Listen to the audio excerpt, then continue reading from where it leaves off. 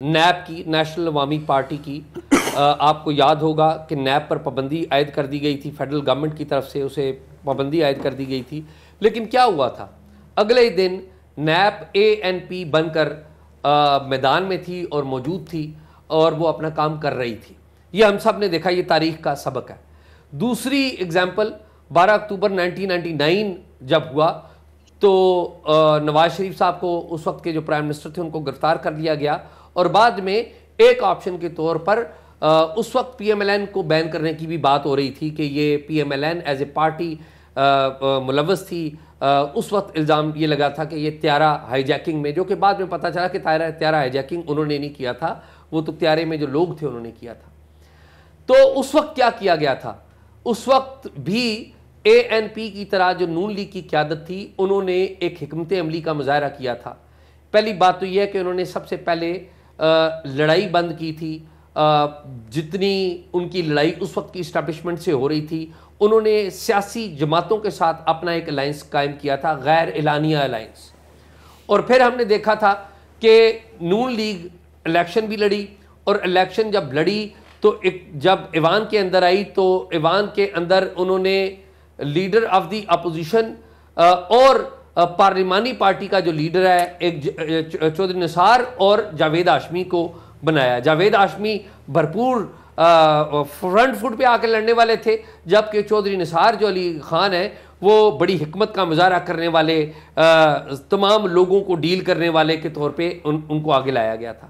اب ایک دفعہ پھر تاریخ کے جو ہم سبق ہیں جو سیکھتے نہیں ہیں، اسی کے تحت ہم دوبارہ جو پاکستان تحریک انصاف ہے اس کو ختم کرنے کی طرف بڑھ رہے ہیں۔ ان کا جو انتخابی نشان واپس لیا ہے، قانونی اعتبار سے اس فیصلے کی جو قانونی جو دلائل ہیں وہ بالکل موجود ہیں، لیکن ہم یہ بھول جاتے ہیں کہ سیاسی جماعتیں پاکستان جیسے ملک میں سیاسی لیڈروں کے مرہون منت ہوتی ہیں۔ جب تک عمران خان ہیں ان کی پارٹی رہے گی۔ عمران خان PTI ہیں، آج آپ PTI کو بین کر دیں گے، عمران خان اس PTI کو ITP بنا لیں گے یا کوئی اور نام لے لیں گے تو لوگ اس پارٹی کو ماننا شروع کر دیں گے۔ آپ ان سے بلے کا نشان لے لیا، آپ نے بلے باز بھی نہیں لڑنے دیا، آپ نے ان کو الگ الگ سمبلز دے دیے، تو ان کو اس کا سیاسی نقصان ہوگا۔ عام ووٹر تک ان کا میسج اکٹھے نہیں جا سکے گا، لیکن کیا پارٹی ختم ہو جائے گی؟ میرا نہیں خیال کہ پارٹی ختم ہو جائے گی، یہ پارٹی کسی نہ کسی صورت میں رہتی ہے۔ فرق کیا ہے؟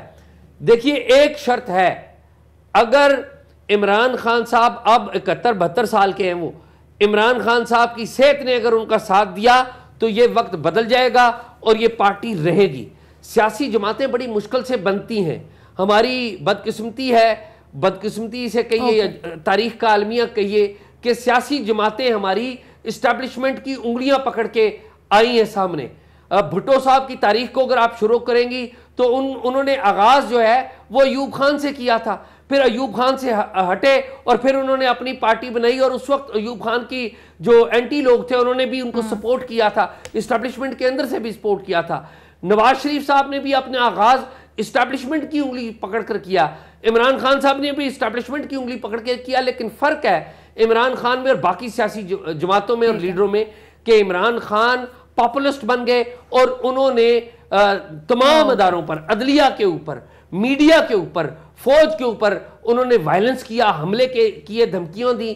باقی لوگوں نے یہ کام نہیں کیا، لیکن ایز اے پارٹی وہ اس وقت تک ریلیونٹ رہیں گے جب تک ان کی صحت ہے، اور اگر انہوں نے باقی سیاسی جماعتوں کے ساتھ مل کر کام کرنے کی کوئی اندیہ دی۔